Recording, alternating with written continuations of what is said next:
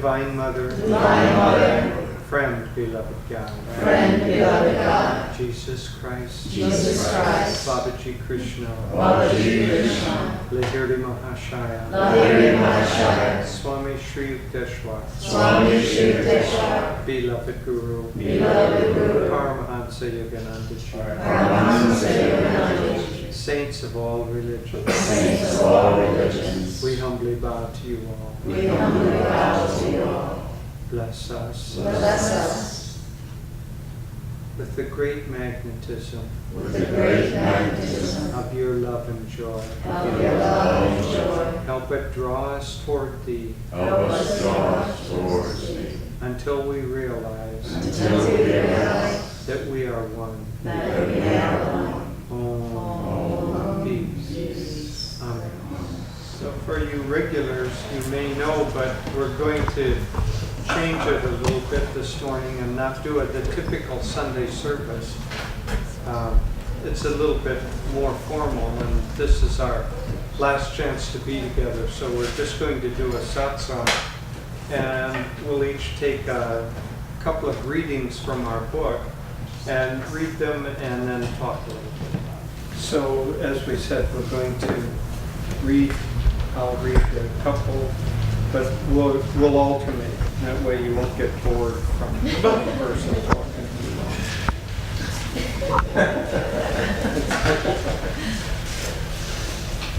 Okay, so this, for those of you who may not know this book, this is our latest book, and Devi and I write a weekly blog. It comes out every Friday morning, and you can sign up on ananda.org. Just go there and type in Touch of Light blog, and it'll take you to a page and you can sign up and get it. So every week we do one of these blogs and we alternate, just as we're going through this morning. And so this is a compilation of the blogs.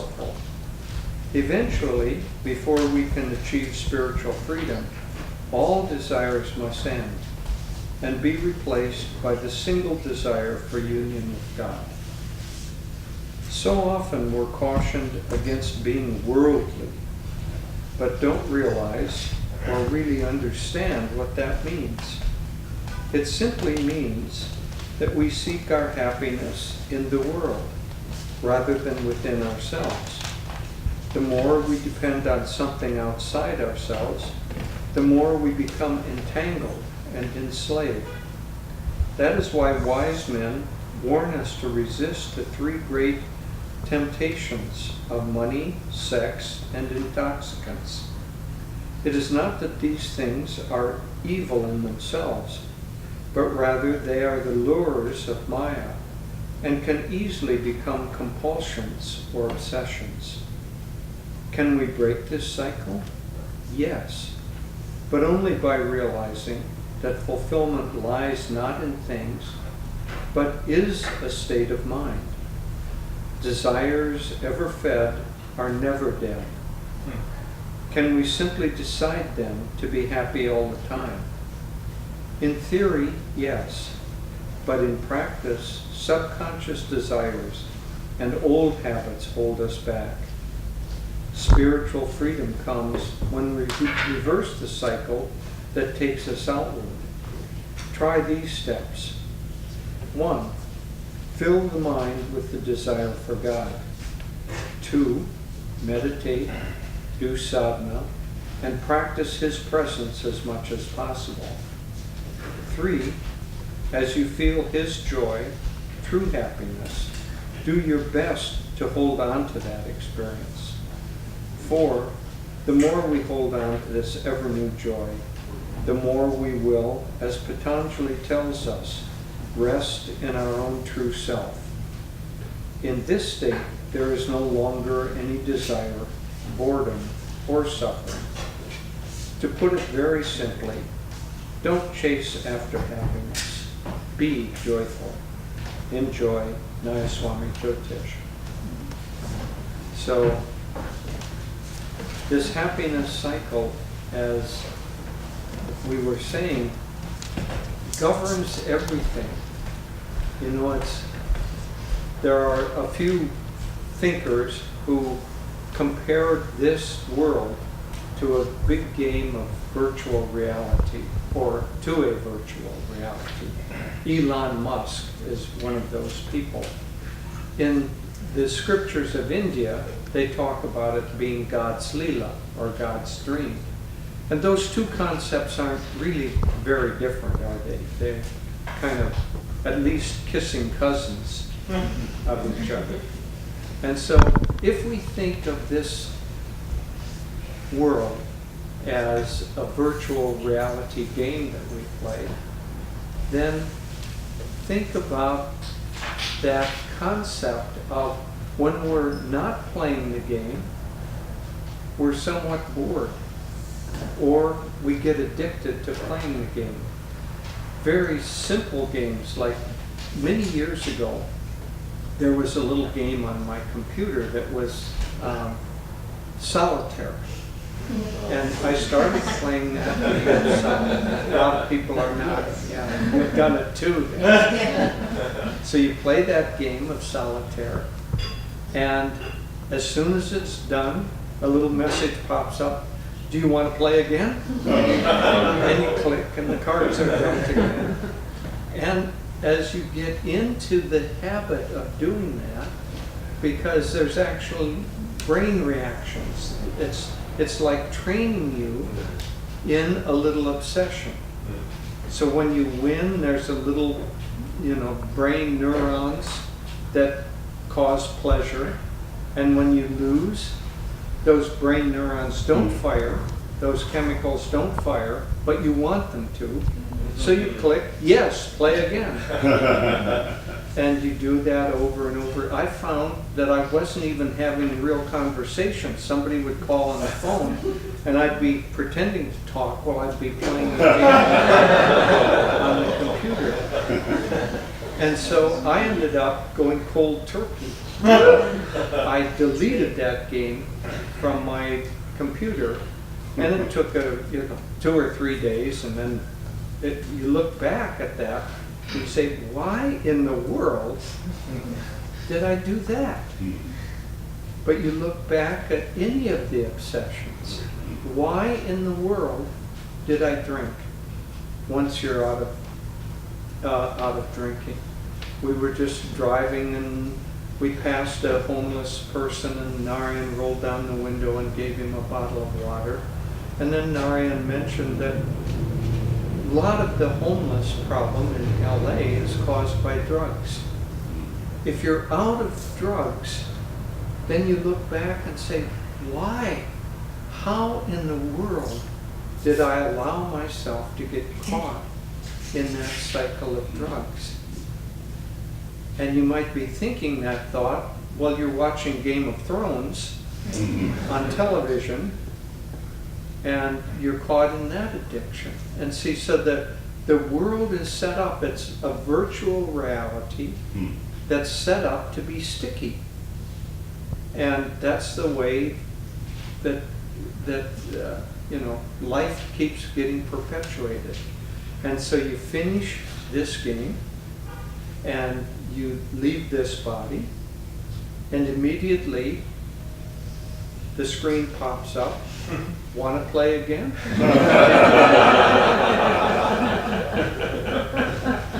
And if you haven't finished, if you haven't gotten to the point where you say, oh, this is really dumb.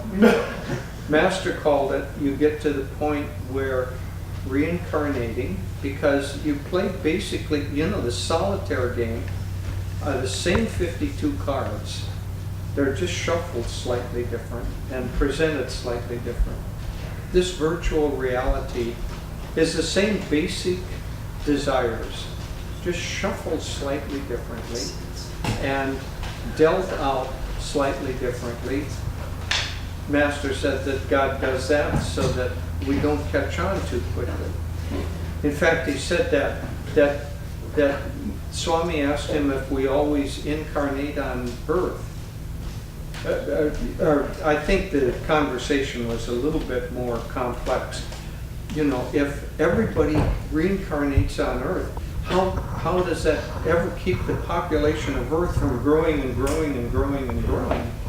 And Master said, oh, there are many, many planets that we incarnate on. Swami said, so we don't always incarnate on Earth? And Master said, oh no, if that happened, we'd catch on too quickly. And so, but think of it. If you played a virtual reality game, and it was the same game with the same environment, created environment, the same kind of parameters over and over again, you'd catch on too quickly. So every couple of years, the software company has to release a new game that you can play, and then you're caught again. And so what is the way out of that? Well, first of all, as Master said, you have to get to the point where there is an anguishing sense of monotony to it. I've been through this so many times. It just begins to cease to have that same attractive power to you. Then, once that starts, that's when we come on the path in a conscious way. You know, Master said that everybody in the world is on the spiritual path. But, so that's like saying everybody in the world is playing the game and they're gradually getting bored. But some are just starting out and they're really entrenched. And others are toward that monotonizing, anguishing monotony end of the scale. And they're really wanting to get out. And so, how do you get out of a game? Well, the same way that I got out of playing solitaire. You go cold turkey. But this game is the game of happiness, is that we think that the things outside of ourselves that we're desirous of, or sometimes that we're fearful of, because it's really the emotional impact, the feeling nature, the emotions that get us caught. That's why I quoted Patanjali in here. He says that yogas chitta vritti nirod. Yoga is the neutralization of the primordial feeling nature of likes and dislikes. So as long as we're caught up in wanting to stimulate those likes and dislikes, then we're going to hit the play again button. And so what we have to do is we have to withdraw to a certain extent, go cold turkey to a certain extent, to withdraw from being caught in that cycle. And the way that we do that is by withdrawing the mind and the prana from it. That's what meditation really is. So think of it this way, that the prana comes in, as we know from Master's teachings, at the area of the medulla. Generally speaking, it goes down the spine, out from the chakras, and it's like it projects that virtual reality. And that outward going energy makes us think that that reality lies outside of ourselves. If you give it just a moment of thought, you aren't seeing me outside of yourself. You're seeing me inside your own brain. That's where the cognition is taking place.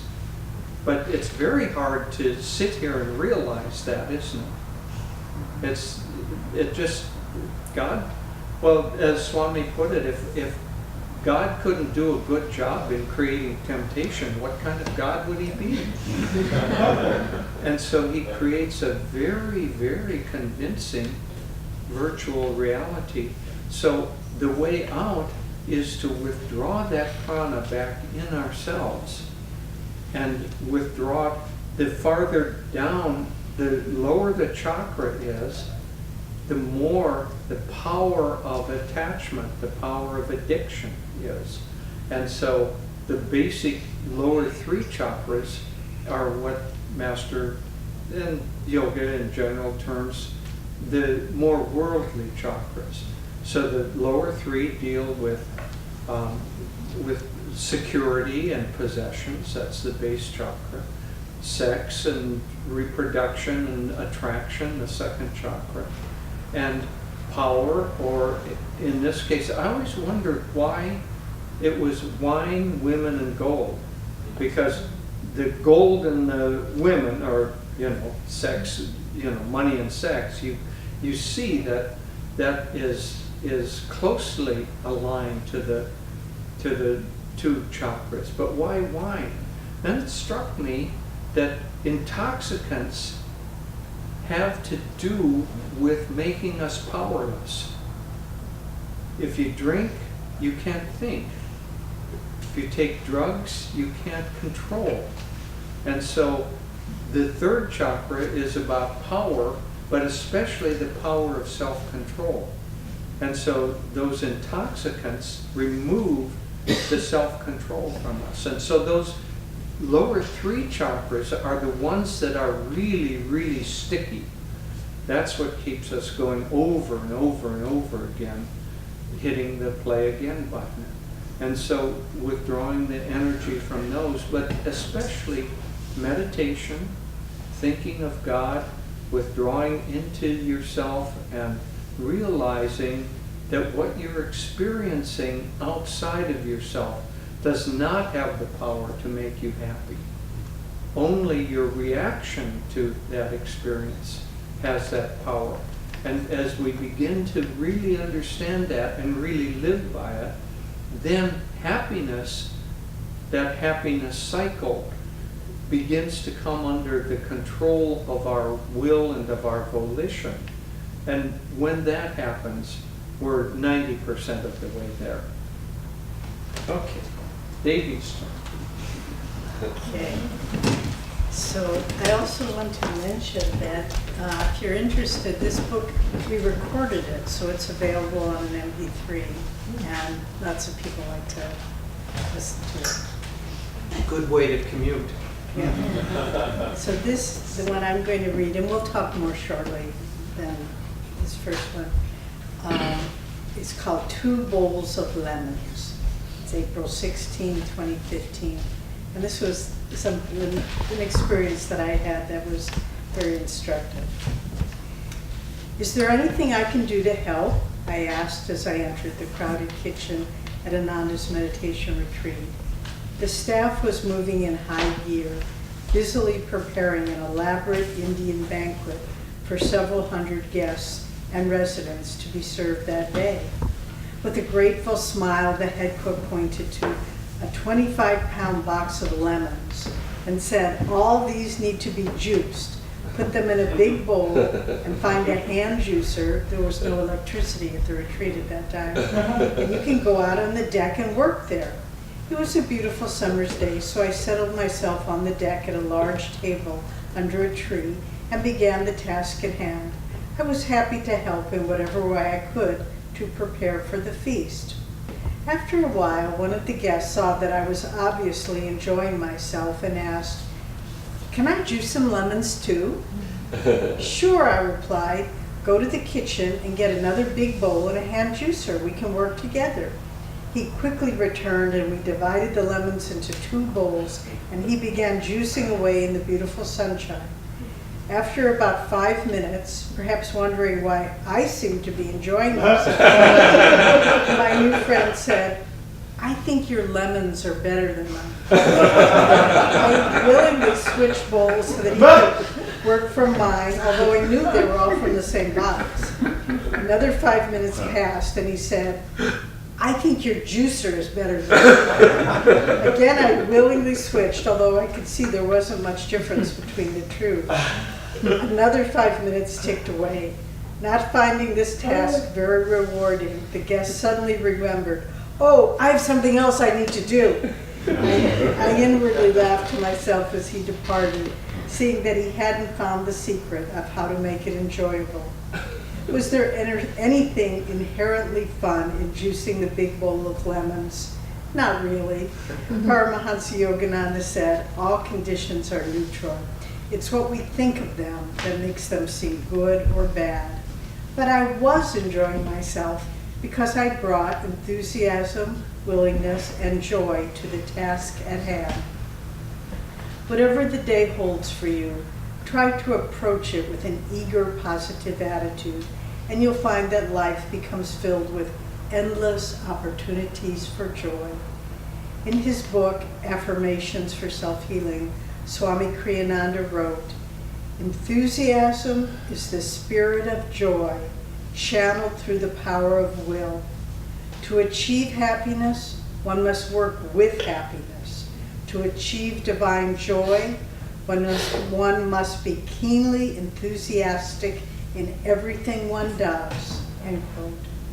May you bring enthusiasm to even the simplest task that lies before you today, and may you learn how to turn all your lemons into lemonade. So, I think it's sort of self-evident. It speaks for itself. Nothing, when you look at what lies before you that day, Jyotish was talking about the likes and dislikes. We generally sort them out. Oh, I'm going to have lunch with a friend. That'll be fun. Oh, I've got to finish this project. That'll be hard and boring. And we just sort of create, rather than just a neutral list of events, good, bad, good, bad, good, bad. And that breaks up the flow of our energy. So if we can just really look at particularly the things that you find you're not looking forward to doing, take a moment and say why. Why am I not looking forward to that? And how can I turn that around? In the 1920s, Paramahansa Yogananda spoke about the art of living. Now it's sort of become commonly used, but he was the one that originated that. And they're really, if we understand that we're not just a reactive machine kind of processing what comes at us, but we are artists, and we are given a palette of different colors. Some of them are beautiful, some of them are not very appealing. But and if we just say, how can I blend all these colors to make this day a work of art, to make this day, at the end of the day, beautiful? And actually, it's easier, I find, in working with people, because there are certain people that you'll just naturally think, oh, I feel uplifted, I feel joyful, I'm happy with that person. But then there are others that are just the opposite. You feel diminished, you feel put down, you feel judged, whatever it might be, and inwardly you recoil. It's a wonderful opportunity. Christ said in the Bible, love those who are your brothers and sisters, but also love those who love you not. Because and then he went on to say, be therefore perfect, even as your Father which is in heaven is perfect. So if we only can put out positive energy towards people where it's easy, we're not really growing there. But it's the person, the colleague at work that's always trying to one-up you, that's always trying to judge you, and always making life difficult, or whatever it might be, the critical mother-in-law, or the difficult teenage child, whatever it might be, but to say, wow, this is a great opportunity for me to really break through those limitations and say, this is what makes me happy, this doesn't make me happy. And when you get to the point where you start working with that, something really wonderful happens. And you realize, just as we've been saying all along, in many different ways, in fact, this whole time we've had satsangs in LA, when you break through the misconception that it's things outside yourself that make you either happy or unhappy, do you know what happens? You tap into your own state of joy, and you realize it's not about what's out there. It's just about the garden, the beautiful artistry that I create in my own consciousness. And, I always want to say this. Sometimes people think, oh, well, those people, they've been doing it for a lot of years, they were meditating long, then it's easy for them. It's not easy for anybody, but it's a choice. And those of us who have been followers on the spiritual path, followers of Master, we made a choice and we make it every day. So it isn't like you make it once and you're done. You make the choice every day. This day I will enjoy squeezing those lemons, working with that person who's ill-tempered, driving on the freeway, whatever it might be. But really, everything in this world, Master said, is for our education and entertainment. And then he added, with his wonderful sense of humor, that how few are either educated or entertained. Well, don't be one of the ones that don't get the point. Realize that in every experience, God's trying to teach you something. And the lesson is to find joy in the moment, to find love in the moment, to be free in the moment. So. I'm going to sit. I've got a little bit of a back strain. Popping up and down is a little hard. So I don't think I'll comment so much on this one. This one is more for our entertainment and maybe a little bit of the education. This is called The Monkeys of Brindaban. Okay. During our first trip to Brindaban, we were told not to wear sunglasses. When we asked why, our guide explained that the monkeys steal them. Recently, we heard about this phenomenon in much greater detail from a friend who lives in that holy city. I'm not sure that I should share the sordid and disturbing details with such refined and genteel readers. But sometimes the raw truth needs to come out. The monkeys are organized into criminal rings. It works this way. A monkey will snatch your glasses from your face and move to a tree or a wall just out of reach. There he will wait for you to ransom your glasses. Apparently, in different districts, the ransom demands varies. In one area, it might be a banana, in another, a sweet drink, and in yet another, an exotic fruit. If the ransom is paid, the hostage glasses are released. If the hapless victim tries to hold out, the level of the threat is raised. First, the monkey will start to chew on the frames. And then, if more incentive is needed, he will threaten to break the frames. Nor is this the end of the matter. Sometimes a group of 5 or 6 monkeys will line up, each demanding a reward, before the hostage is freed. So I pass on this wise advice. If you ever visit Vrindavan, don't wear your glasses. There's a spiritual lesson in this. One of the obstacles to meditation is the monkey mind. On the battlefield of Kurukshetra, Arjuna's banner had the image of a monkey. The spiritual explanation is that he had tamed the restless mind. Like the monkeys of Vrindavan, the mind is both restless and mischievous, and it is a thief. It steals the peace of deep meditation and chatters away until it has paid its ransom, in this case, for the mind to be pulled away from the concentration into thoughts and desires. Once one mental monkey starts chattering, he attracts others from his district, or that chakra. A thought about money will arouse associated thoughts having to do with wealth, possessions, and securities. Those of the second chakra will entice thoughts around relationships and sex. The monkeys from the third chakra are mainly concerned with power, position, and authority. When you find yourself in a mental argument, trying to best someone, it is due to the tribe from the third district. Isn't that interesting? Okay. Do these monkey thoughts demand a reward? Yes. And when we entertain them, they receive it. There is an actual brain chemistry involved, whereby these kinds of feelings and fantasies stimulate pleasure centers in the brain. So what is the solution? Again, I say, don't wear sunglasses when you go to Vrindavan. When you enter the abode of Krishna at the spiritual eye, look directly into the light.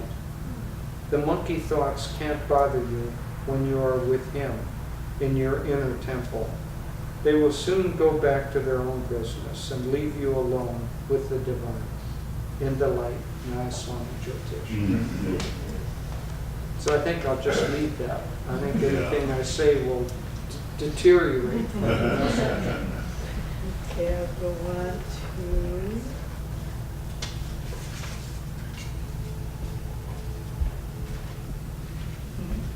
This was called Imitating What We Hear, June 25th, 2015.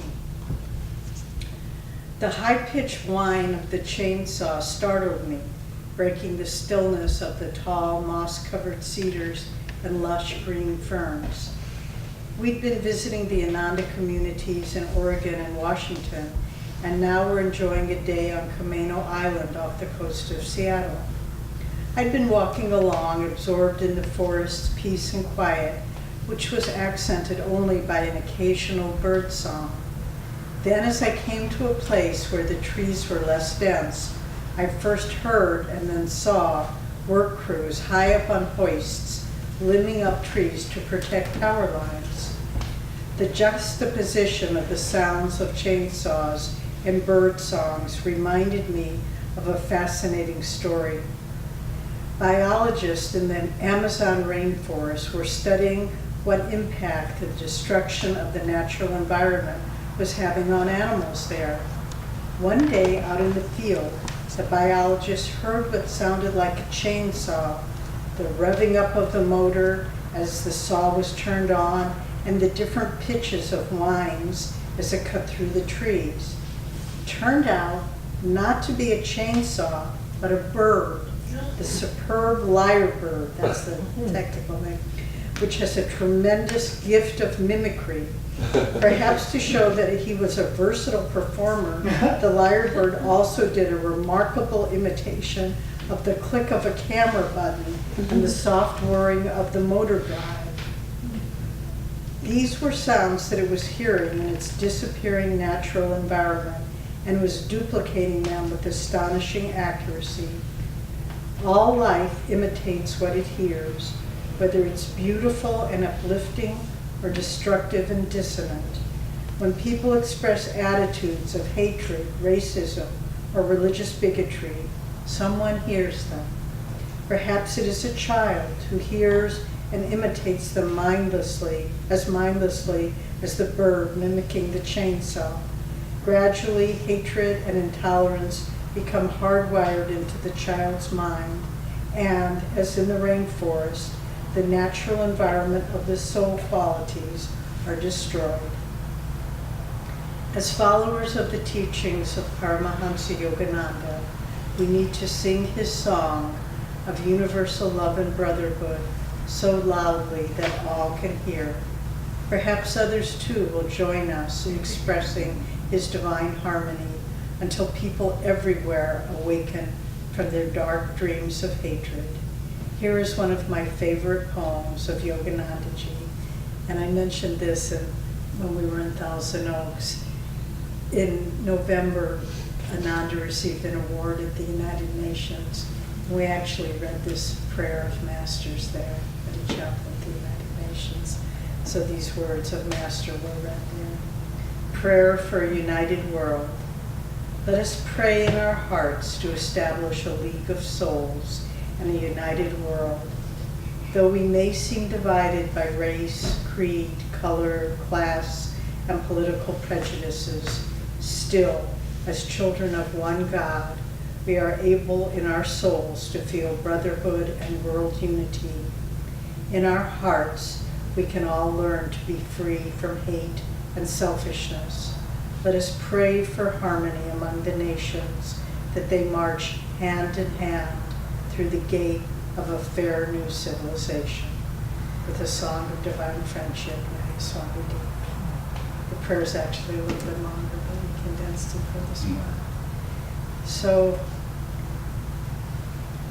we were just speaking this morning that the world seems so out of balance now. We have friends who live on the big island of Hawaii who are being evacuated now because of earthquakes and the volcano erupting. On and on it goes. The natural environment is imbalanced. It's becoming more and more difficult for me to even read the news, and I don't want to be an ostrich with my head in the sand, but it's just oppositional forces. And of course one tends to side, speaking personally, for the forces of, as Master expressed in his poem, of the spirit of universal brotherhood. But it doesn't help if you condemn the people who are expounding other positions. And so for each of us, what do we do? You can just sort of throw your hands up in the air and say, there's nothing I can do, it's a hopeless situation. And I'll just try to meditate and seek God's peace. And that's a good step. But then I think we can take it a little bit further, and just for each of us to look in our own lives and say, what can I do? What action can I do? What word can I give that someone else might imitate, that someone else might pick up on and say, yes, that exists in the world. There is a higher consciousness. So to just look at your own life and ask the question, what does God want me to do? Maybe I can't run for president. Maybe I can't make world changes. Maybe I can't help the country I was born in, which is struggling now. But I can choose to the fullest extent that I'm capable to, in my thoughts, in my words, in my actions, to express things that I believe in. And if we all do that to the best that we can, then will it make a difference? It's hard to say. I would love to say, yes, absolutely. But this is all God's dream. If he's dreaming a dream now where hatred and bigotry and racism and immorality are prevalent, then that's God's dream now. But we are in the dream, and we can at least take the step and say, I choose not to be a part of that dream of darkness. I choose to be part of standing in the light. And whether it ultimately makes a difference in the world around us, I don't know. I really don't know, because we're sort of treading on territory that I've not had experience in my life, this level of darkness that we're living in now. But all we can do is say, I will not compromise who I am and what I believe in. And that in itself leaves an impression, just like with these little birds who heard the chainsaw and the cameras clicking. It leaves an impression in the people who come after us, and maybe it gives them something to hold on to. So it's an important time to be alive for people who are trying to live in the light. We have a responsibility, and it talks in the Gita about action without the desire for the fruit of action, nishkam karma. And so will our efforts make a difference? We can't be attached to it. We just have to do it. And God is the creator. This is his world. However he wants to let this drama play out, that's in his hands. Our job is to act according to what we think God wants us to do without attachment to the results. And I must say, the child in me says it will make a difference. It has to make a difference. Because if people of goodwill and a universal embracing of others. If we stop, then what happens? There's no sound that people will ever hear of the other side. So we join with you in this effort, and don't lose hope now. This darkness will pass, and another time will come, and I think it will be in our lifetime that we see a higher civilization, a higher level of consciousness being expressed in the world around us. So we can read some more, or we can offer you time to ask questions. What would you all like? I have a question, and I feel so compelled to ask you this question. And you know, as a follower of Monsieur Ananda, and there's two things that came up when you were just speaking. One is, recently there was an article, and I did not read the whole article, so I'm paraphrasing a concept of it, that they're noticing that churches that have been dwindling, you know, regular Christian faith is kind of dwindling in our country. They're noticing that people are actually returning to church. And the reason they're returning is because they're so unhappy with the political structure that we're living under, that they're seeking God. So my feeling is that, yes, it's dark and it's bleak and we're all upset and concerned and unhappy about, we all have our position and we're holding really fast. But it could be God's plan to make it all just blow up so that we finally, and it's like Jyotish was saying, you know, we're the monotony of unhappiness, we're finally starting to see that we're tired of that. We're very tired of that. So we're looking up, and people are going back to church, to religion, to find the answer. So there's a bright spot, I believe. I totally agree. Yeah, I also agree. You know, we've used this image before, but if you have a little sniffle or a little ache, Right. you just ignore it. You know, you can live with it, it's okay. And we've been living with sniffles and aches for a long time. But when you get really sick, then you say, I've got to do something. I've got to change my diet, I've got to start exercising, I've got to quit eating badly and start eating well, whatever it is. But it has to get bad enough for you to make the resolution that you've got to do something. And I think that's happening not just a national consciousness, on a worldwide consciousness. So it's making us wake up and see it. Exactly. And the other thing is, where does the yugas play in all of this? Because we're going through this vast shift in the yugas that we all kind of, I grasp like a thimble full of it. Right. But I'm seeing that, is that the shift that we're seeing right now, is that everything has to blow up? So in some ways, it's a good thing. Absolutely. Yeah, Okay. yeah. It's just hard to live through. Oh, it is. Yeah, exactly. But Yeah. the yugas, you know, for those of you who, does anybody not know what we're talking about when we're talking about the yugas? Okay, good. Thank you for being honest. The yugas are great cycles of time that are described in the ancient Indian texts. It's a 24,000-year cycle of rising civilization and declining civilization, which repeats itself, and it's influenced by the movement of our solar system towards the center of the galaxy, where there's a magnetic center. So in other words, our solar system is getting energized, and then the solar system moves away from that and it becomes diminished. So it's just like your cell phone. When the charge is down, you can't hear very well, and when the charge is strong, you get a good reception. So where we are now, we're on there are 4 stages. We won't go into it too much, but we're in the age, the lowest stage is called Kali Yuga, which is the dark age, where people just see everything as form and matter. Then the next stage is where we're in, is Dwapara Yuga, which is the age of energy.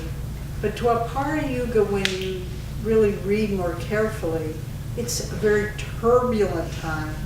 It's almost like the tectonic plates of consciousness are grating against each other, of the old form, and that's what we see in politics now. The old forms, the old religions, fundamentalism, rejecting diversity on any level. It's in opposition to, and people political analysts are saying that's what's happening with politics now. The people that are becoming ultra-right are saying, no, I don't want to lose my power. I don't want to lose the way society is been. And so they're holding on to that. Once we were talking about that, and this was some years ago, but when fundamentalism, before politics became what they are now, but we said it's like dinosaurs on steroids. It's an old form, and Swami said it, the old forms are being energized by the new energy of Dwapara Yuga. And so that's the conflict that's happening now. And it's probably inevitable. Probably God, has a playbook and says, okay, we do this, then we do, first we break down the thought that everything is fixed in form. We'll give them some insight with Eastern thought and new physics, and just to start showing them that it isn't the way it seems. But then the old thought comes and says, no, it's fixed in its form and we can't change it. And so there's the clash of cultures. I think we mentioned this, I saw a picture of a little girl who was wearing a sign that said, if you build a wall, our generation will tear it down. And so again, it's generational, it's historic change, and so it's, one could say it's a game book, like this happens, this happens, this happens. And if we can, that perspective is actually quite helpful, because it's, you can understand the conflicting forces that play with each other. But for me, when I first began studying all this, when I first said, oh, we're in Dwapara Yuga, we're in the age of energy. Mm-hmm. And then the more I read about it, I thought, no, this is not a good time. But it will be moving towards a higher age. And we're in an age of energy, but also it's the age of the merchant, which the primary consciousness is to get for myself as much as I can. And so that's why you see the environmental problems or other kinds of problems dominated by economics. And so everybody knows we're polluting the world, but you can get studies that you pay for that says, oh, mankind doesn't have anything to do. It's just happenstance that the carbon dioxide is the highest it's ever been for 800,000 years. That's just, it's nothing to do with us, but we've got economics to think about. That's the consciousness of the merchant. And so when there's that consciousness, there's going to be disruption. And so those of us who are trying to rise out of that are looking for how to act dharmically in everything that we do. And it's just the challenge. We have a very dear friend in India who was actually with Swami, was kind of Swami's right-hand man during the 4 years that Swami spent in India from 1958 to 1962. He has an extremely saintly mother who was like had just an attractant for all the saints of her day came and stayed with her. And so Sri Yukteswar stayed there in her house, and Ananda Ma. And if you know of a saint of like the 1930s or 40s or 50s, they probably stayed in her house, at least in northern India. Anyway, she passed away some years ago, but our friend often has dreams of her where she speaks to him. It's her son. Her son. Or he sometimes hears her voice, and so on. So there's a very clear connection between them. She, whose name is Rani, and the son's name is Indu, Rani told Indu that she's often in contact with Babaji on the astral plane. And one time she asked Babaji, which sounds like on behalf of all of us, she said, the world is going through so much darkness right now. why don't you put a stop to it? I mean, very common sense question. Babaji said that there's always got to be a balance of light and dark in the world. It has to be exactly balanced. And so if the darkness is increasing, my job is not to stop the darkness, but to increase the light. And so we all are being energized, coming back to your question. We see that darkness. Our reaction is to be energized to increase the light. And ultimately what we're going through is good, because the world consciousness in balance is moving upwardly, and it's going to stimulate individuals and groups and nations and eventually world consciousness to increase the light. And so the more we fight the darkness, the less we're going to help. So the more, this is the first I've really grasped this concept. So the more we increase the light, the worse the darkness is going to get? No. These How evil are the high ages going to be? These universal cycles are there in any case. But right now we're seeing, one might say, a dichotomy between the depth of the darkness. And so we have to increase the light more to bring a balance. So even a saint has, the greatest saint has light and dark within them. For the saint, that might express itself as the desire to rest rather than to serve, or the desire to sleep. And so until we're completely out of the duality of the nature, there will always be some balance of light and dark. It's just that it gets, the band gets narrower and the choices get higher. Right now, it's more like the amplitude is increasing. But, you know, it's a really good question. All of these are very important comments and questions, because if we see, you know, pollution and hatred and all these things increasing, so if the light increases, it doesn't mean that that increases the darkness. It's like a seesaw. It will balance it more. But ultimately, because we are in an ascending age, you know, it's like, okay, the light goes up, and then the dark won't have as enough strength. So that's how it keeps moving up in an ascending cycle of civilization. But an interesting take on it, that, you know, so if we're good, does that mean the world has to get darker? I can't work that way. My take on it is it's very much like the personal process of purification, that you kind of have to invite what's not right to come to the surface, because that's where it gets clean. Right. And so all the darkness is just rising up. It's time for that layer to be purified, or several layers for purification. That's really Yeah. true. And so the light is there to help reorganize and reset Right. that. So it really, the whole consciousness gets to go up, because now we have less darkness in the whole system, because we're cleaning out some of it. Yeah. You know, this thought just, it's very good what you just said, very insightful.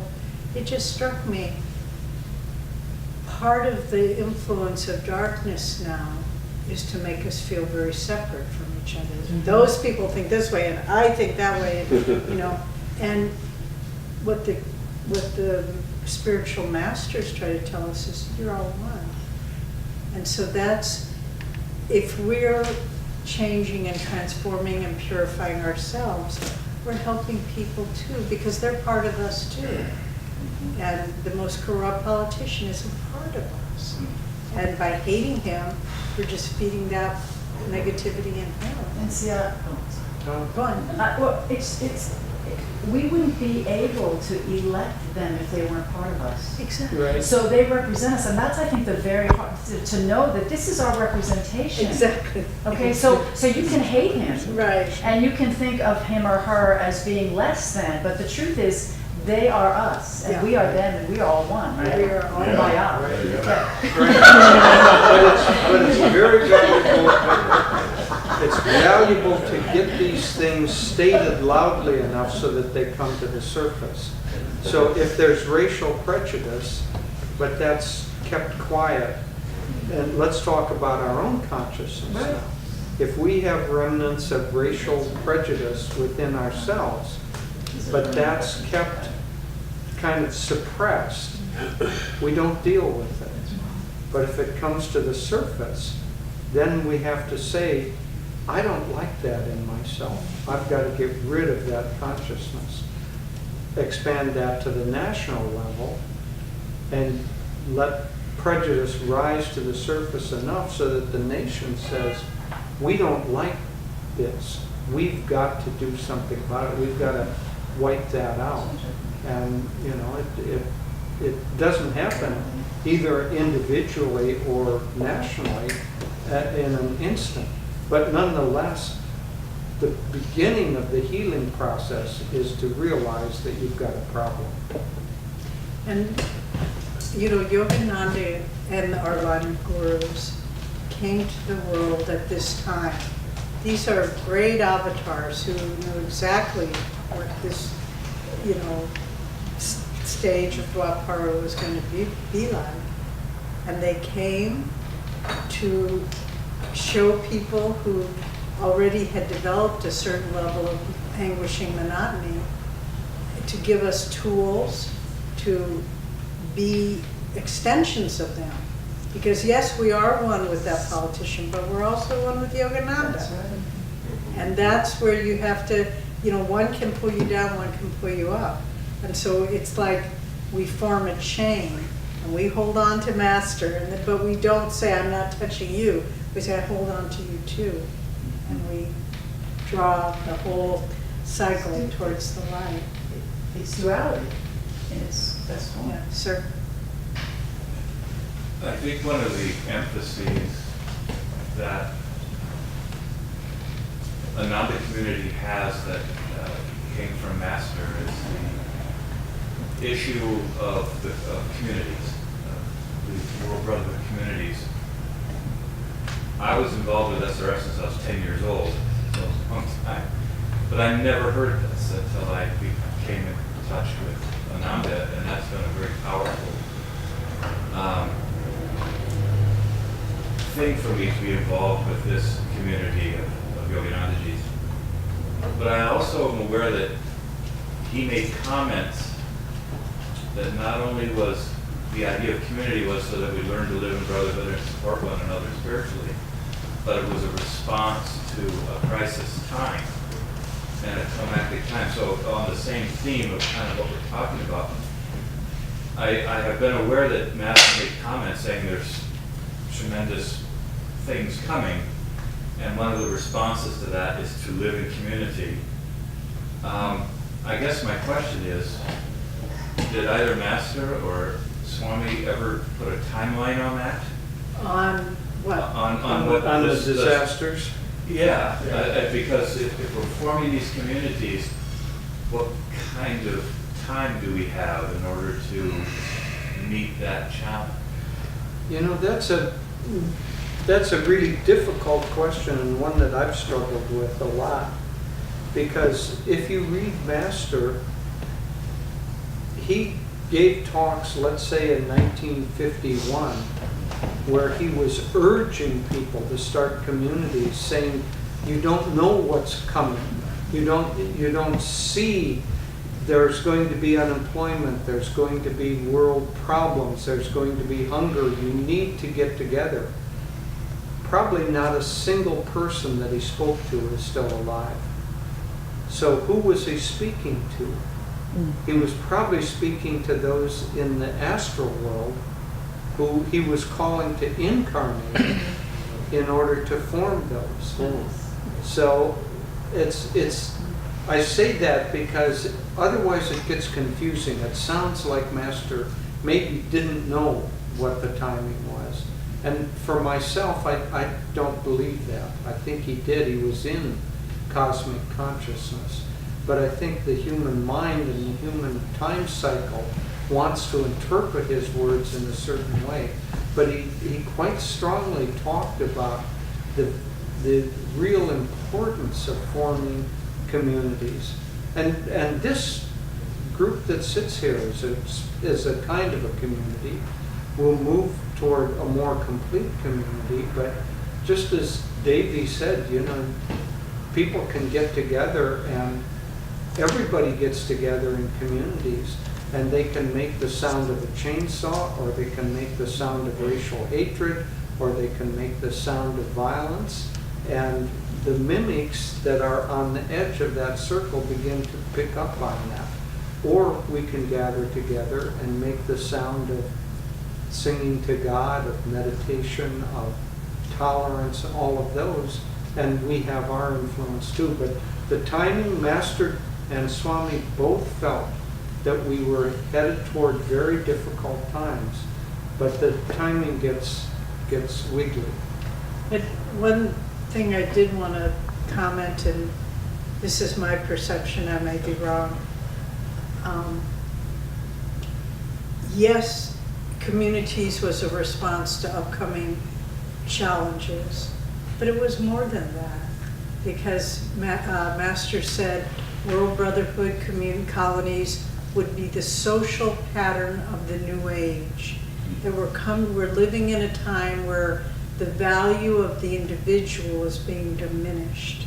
We become just a little binary code, in a vast computer base. And what communities do, and I know from living in one all of my adult life virtually, that it returns the value, your sense of self-worth. I have something to offer. I'm not just an ignored little statistic or something like that. And so, yes, it will be, you could think of it as Noah's Ark, but it's more than that. It has a value in and of itself. And that's to, so many things, plain living, high thinking. Most of us who started Ananda came from middle class backgrounds, we were comfortable.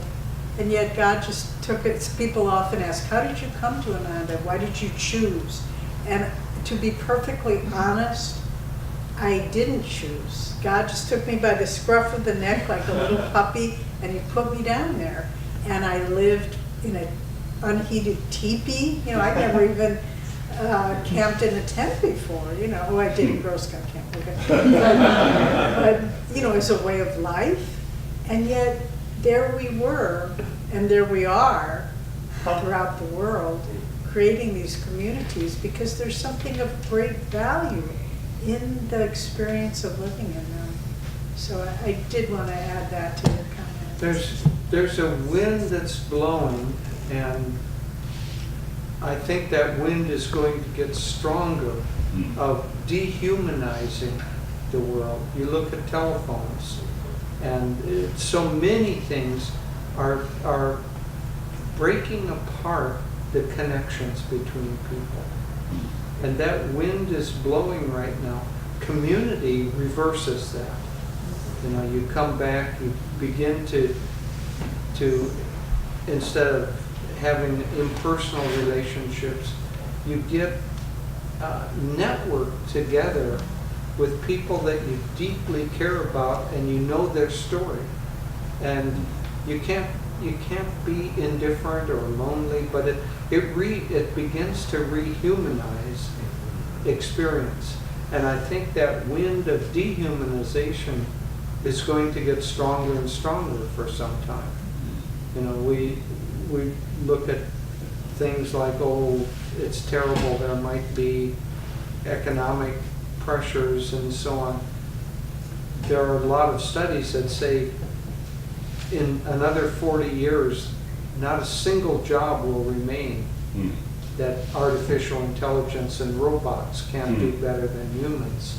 That's a very dehumanizing aspect, because if our self-identity is tied up with our occupation, what do you do when artificial intelligence can do everything better? So I think that trend, that wind of dehumanization is blowing, and part of the work behind the scene that we don't even see yet is that these communities rehumanize life and make connections and make friendships and and create love and create caring and true empathy. And that's got to spread to counteract the forces that are coming. And whether you live in one or not, as we go back to, referring back to that blog, we imitate what we hear. And if you meet people that are genuinely friends, genuinely open, genuinely care about other people, not in a personal sense, but more importantly in a divine sense, then that changes you too. You imitate that to others. So it's actually, I thank you all. You really kind of made me think about that. I was a little discouraged. I'm trying by reading the news and worried, and then just talking about all this. I think no, there's no reason. It's all part of a great cycle. It's all part of a great cycle, and we all have our part to play. And Master knew what he was doing, and he put his children in all different places on the world. And so it's time to close, but we wanted to ask Narayan and Dharma Devi to come up, and they've done, all of you have been involved. The Yogananda Fest was a cast of thousands to pull that off, and those of you who are teaching and leading different centers and helping, we just want to thank you all for the wonderful work for Master that's our cooking food for the Kava. Every little act of kindness and service is most important. And we've had just a wonderful, wonderful time. We fly out tomorrow morning, but we just want to say, keep up the good work, all of you, and keep sharing Master's love and divine friendship as you are to all those who come. If it's 2, if it's 20, if it's 200, numbers don't matter. Master said, I prefer a soul to a crowd, but I love crowds of souls. Okay, so we want to ask Narayan and Dharma Devi to come up and just thank them for, they were the masterminds behind it all.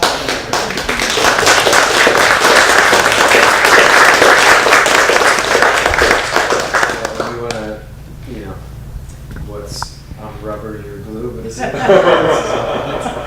going to stick to you. So we want to share our love and divine friendship with Jyotish and Devi. They travel around the world and they share such humility and integrity, and it's such a great inspiration for us to have your friendship and your support. Let's send them off with our love and blessings, surrounding them in Divine Mother and our great masters. Divine energy, vitality, protection, grace, deepening their devotion and leadership through example for all of us to come home to God.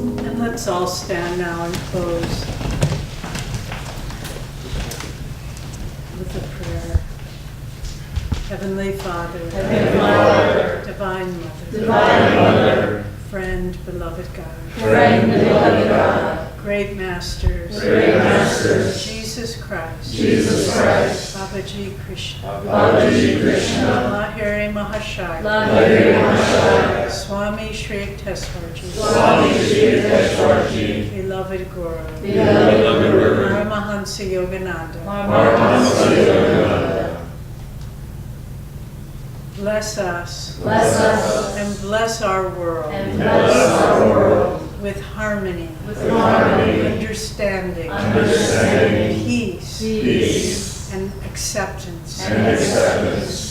May a new day dawn, of world brotherhood and sisterhood,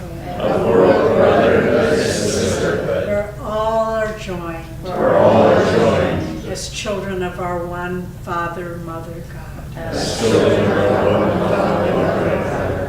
Let's send out blessings of Om into the world, of peace and harmony and divine love and friendship.